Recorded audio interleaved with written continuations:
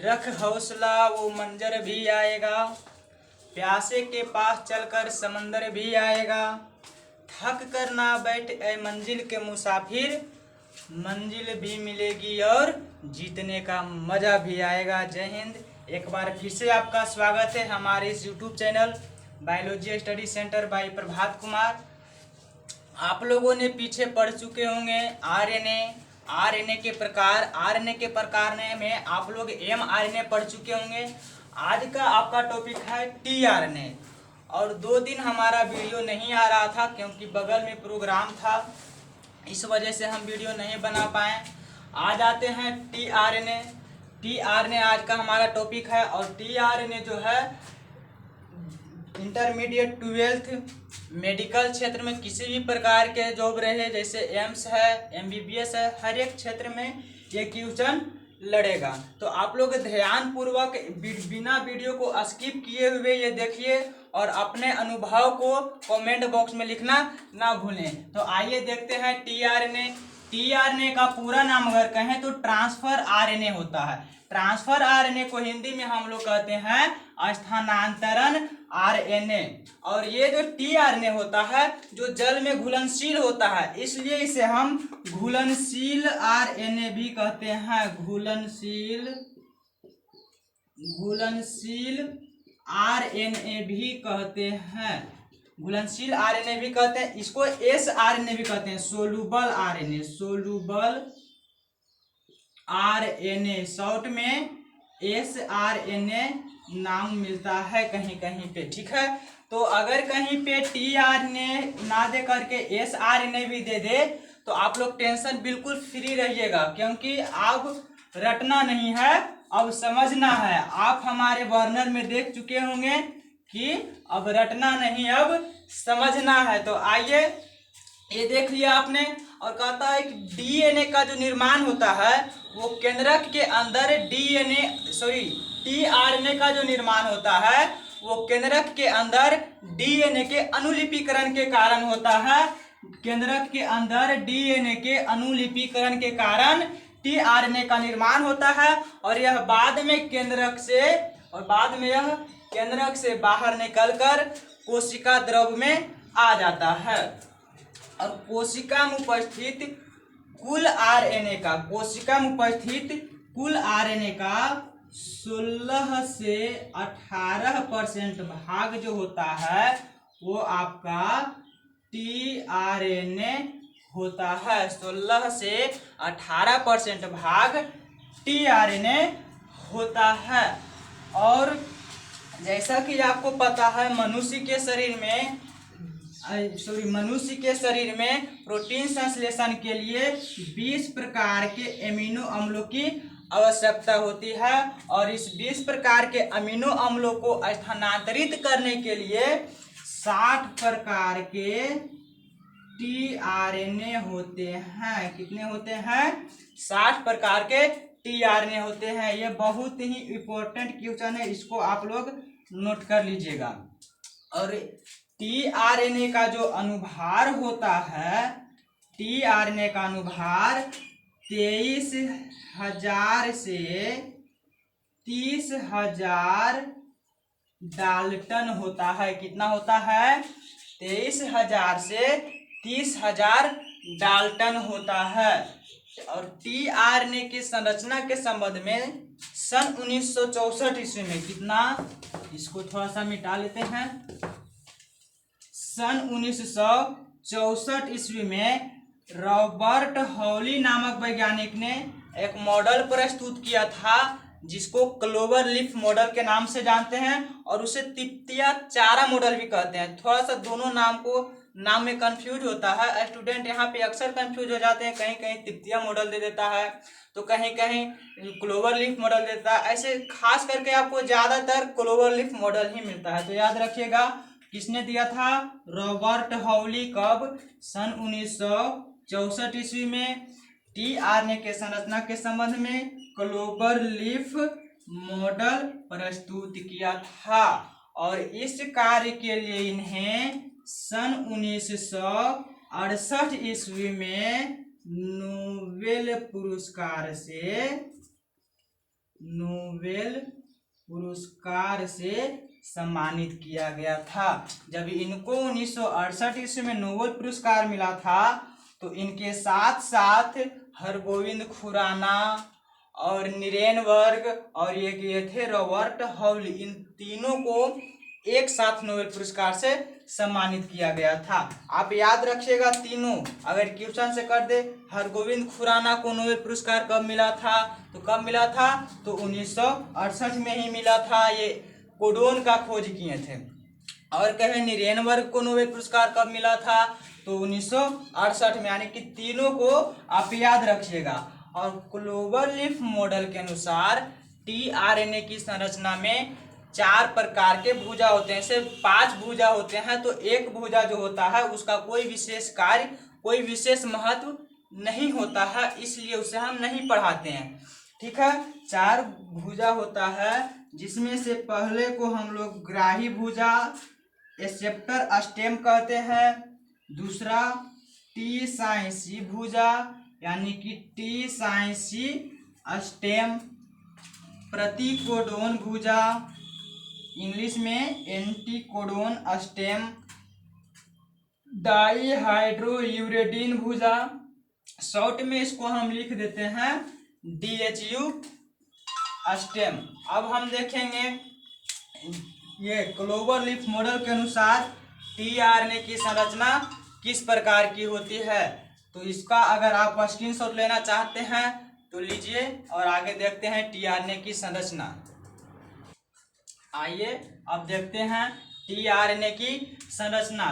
TRNA की संरचना किसके अनुसार, तो क्लोवर लीफ मॉडल के अनुसार टीआरएनए की संरचना को हम देखेंगे। ऐसे तो टीआरएनए की संरचना में 5 भुजा होता है, लेकिन उस 5वीं भुजा को हम नज़रअंदाज करके इसलिए निकालते हैं क्योंकि उसका कोई विशेष कार्य या कोई विशेष महत्व नहीं होता है। टीआरएनए की संरचना में, टीआरएनए तो आपको पता है एकल धागानुमा संरचना होता है, लेकिन बहुत ही ज़्यादा फोल्डिंग होने के कारण टीआरएनए दोहरी धागानुमा संरचना की तरह दिखाई देता है, लेकिन होता है सिर्फ सिंगल स्ट्रैंड होता है, जिसमें से एक 5' सिरा होता है और दूसरा 3' सिरा होता है। बहुत ज़्यादा फोल्डिंग होने के कारण इसमें हाइड्रोजन बॉन्ड बन जाते हैं। क्या बन जाते हैं, हाइड्रोजन बॉन्ड बन जाते हैं। और वह भाग टीआरएनए का वह भाग जहां हाइड्रोजन बंधन उपस्थित होते हैं उसको हम लोग भुजा कहते हैं, भुजा यानी स्टेम कहते हैं। और टीआरएनए का वह भाग जहां हाइड्रोजन बंधन उपस्थित नहीं होते हैं उसे हम लूप कहते हैं। क्या कहते हैं, लूप कहते हैं। अब आते हैं 5' सिरे पे। ये पहला भुजा है। पहला भुजा क्या था, एक्सेप्टर आर्म, एक्सेप्टर स्टेम। आप आर्म भी लिख सकते हैं, आर्म मतलब भी भुजा होता है। और टीआरएनए के 5' सिरा यानी कि यहाँ पे गवानोसिन उपस्थित होता है, और टीआरएनए के 3' सिरे पे हाइड्रोक्साइड ग्रुप उपस्थित होता है। प्रेजेंटेशन ऑफ OH समूह। एक्सेप्टर स्टेम को हम अमीनो एसिड अटैचमेंट साइट भी कहते हैं। Amino acid attachment site, attachment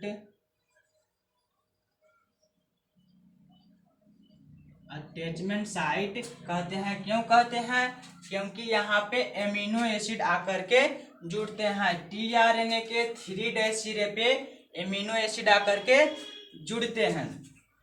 ये था आपका पहला भुजा। अब आते हैं दूसरे भुजे पे। दूसरा भुजा आपका है टी साइन सी स्टेम, टी साइन सी स्टेम। यहाँ पे आप देख रहे होंगे टी साइन सी स्टेम। टी टी जो होता है वो थायमिन को कोडित करता है, थायमिन को दर्शाता है। और ये जो सी होता है ये साइटोसिन को दर्शाता है, साइटोसिन को दर्शाता है।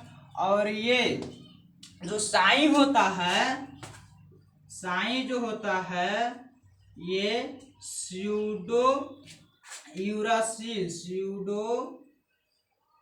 स्यूडो यूरासिल को दर्शाता है। और ये एक असामान्य क्षार होते हैं। क्या होते हैं?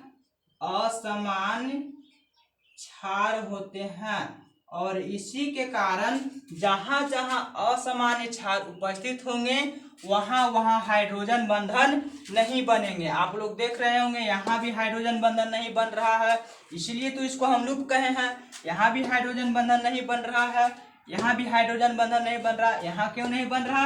क्योंकि यहाँ स्यूडो यूरासिल नामक असामान्य क्षार उपस्थित हैं। इसको हम थोड़ा सा इसे हम राइबोसोम बाइंडिंग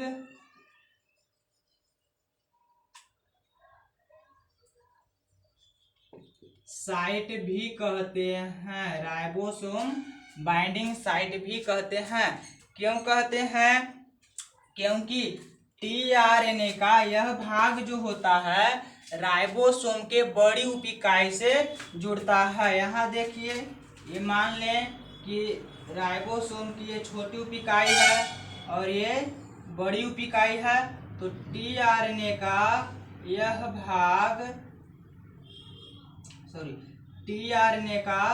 यह भाग जो होता है वह राइबोसोम के बड़ी उपिकाई से जुड़ता है। ठीक है, इसलिए हम इसे राइबोसोम बाइंडिंग साइट भी कहते हैं। ये आपका हो गया भुजा नंबर, स्टेम नंबर 2। अब आते हैं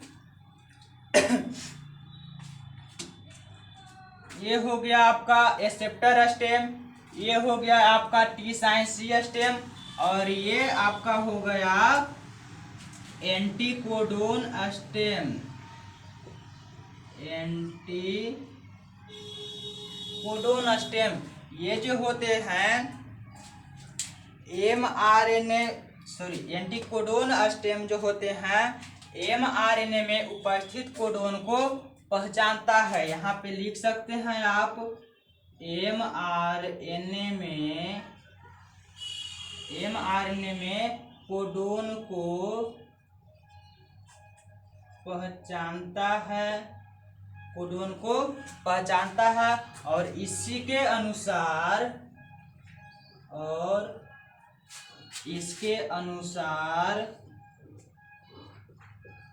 3' सिरे पे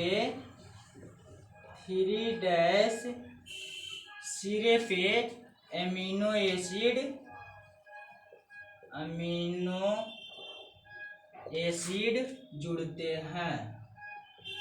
एसिड जुड़ते हैं। आप लोग, हम यहाँ पे पहले भी बताए हैं, यहाँ अमीनो एसिड आकर के जुड़ता है, इसलिए इसे अमीनो एसिड अटैचमेंट साइट भी कहते हैं। तो किस प्रकार से जुड़ता है? तो यहाँ पे जो एंटीकोडोन स्टेम है यहाँ पे आता है और एमआरएनए में उपस्थित कोडोन को पहचानता है, और यहाँ पे एमिनो एसिड आकर के जुड़ते हैं।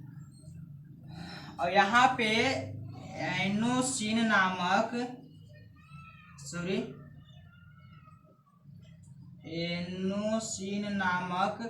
असामान्य क्षार उपस्थित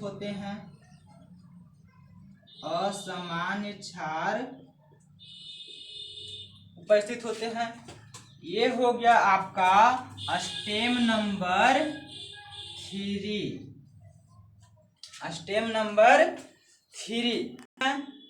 अब यहाँ पे थोड़ा सा देखते हैं, अगर यहाँ पे UAC कोड उपस्थित है तो एंटी मतलब क्या होता है, एंटी मतलब विरुद्ध, इसके विपरीत। तो इसके विपरीत क्या हो जाएगा, यू के विपरीत हो जाएगा ए। यू मतलब यूरासिल, ए मतलब एडेनिन और सी मतलब साइटोसिन। तो यूरासिल आरएनए है तो आरएनए में यूरासिल होता है, तो आरएनए के अपोजिट एडेनिन और एडेनिन के विपरीत यूरासिल और साइटोसिन के विपरीत गवानिन। यहाँ पे मान लें कि ये एमआरएनए है, ये एमआरएनए है। तो यहाँ पे देखिए क्या बन गया, AUG बन गया। आपको पता है कि AUG किसको कोडित करता है, मेथियोनिन। किसको करता है, मेथियोनिन नामक एमिनो अम्लों को कोडिंग करता है। चलिए ठीक है, अब देखते हैं आपका ये हो गया आपका स्टेम नंबर 3। अब यहाँ आते हैं, इसको हम कहते हैं डी लूप। क्या कहते हैं, डी लूप। यहाँ पे डाईहाइड्रो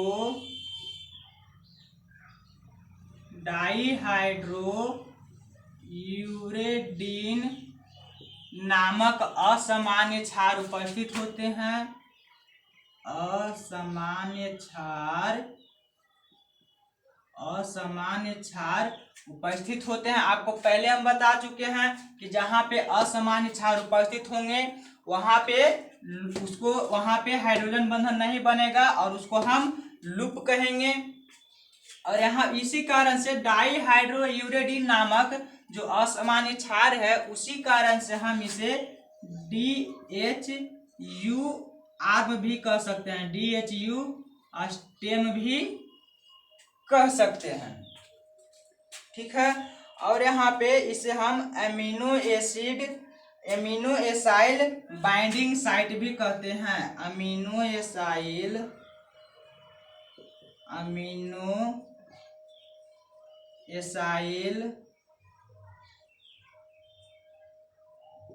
बाइंडिंग साइट भी कहते हैं। क्यों ऐसा ही थोड़ा हम किसी को कुछ कह देंगे। ये अमीनो एसाइल बाइंडिंग साइट इसलिए कहते हैं क्योंकि यह एमिनो एसिड को एक्टिवेट करता है। किसी भी कार्य के लिए यह एमिनो एसिड को एक्टिवेट करता है। आप इसका स्क्रीनशॉट ले सकते हैं। और आज के लिए बस इतना ही, और बाकी देखेंगे अगले क्लास में। और 2 दिन से हमारा वीडियो नहीं आ रहा था, उसका रीज़न हम पहले भी बता चुके हैं, क्योंकि बगल में कुछ प्रोग्राम चल रहा था तो थोड़ा सा ये डीजे वगैरह बजते रहता है। आप लोग भी पढ़िए लिखिए, आगे बढ़िए, आपके घर में भी डीजे बजेगा, टेंशन मत लीजिएगा। और बाकी आज का जो क्लास हुआ, इसके अनुभव को आप कमेंट बॉक्स में ज़रूर बताइएगा। बाकी मिलते हैं नेक्स्ट वीडियो में। जय हिंद।